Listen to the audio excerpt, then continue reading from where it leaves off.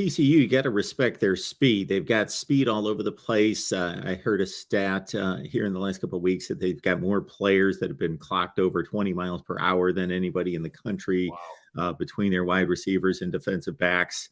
They got kind of a smallish defense that you would think Michigan would kind of lean on, pound on, beat up while hitting plays downfield as well.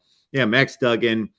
Got to kind of root for the guy in regards to just heart surgery a couple of years ago. He's fought through a lot. He's been a program player that he's always been fighting to keep the job and be named the starter. Wasn't the starter coming out of camp, gets the job, plays his heart out, does his very best.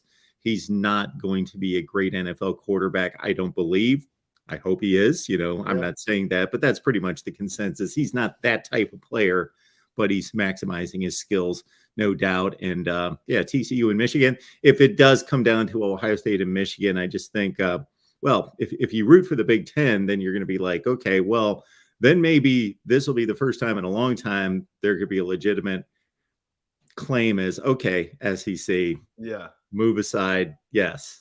The Big Ten. For the first time in a long time, for sure, right? But yeah, to your point, Max Duggan, TCU, very likable team. I don't think you can go into Michigan and be like, I hate them. I want to beat them so bad. They're very likable. I have nothing against them at all, which is like the opposite of what you could say about the other two teams in the college football playoff, where obviously you hate Ohio State if you're Michigan, and then you want revenge on Georgia. They're the Goliath that you want to slay.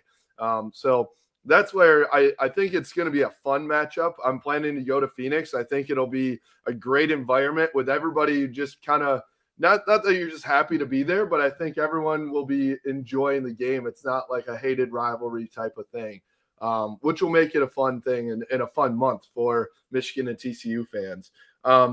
What I would say too is I see Michigan, like, what's TCU going to do when Michigan lines up with 3 tight ends in a set in the red zone? That's where I agree with you. The way that Donovan Edwards has been running just 1,000 miles an hour downhill, putting his head down, I don't know if TCU can keep up with that.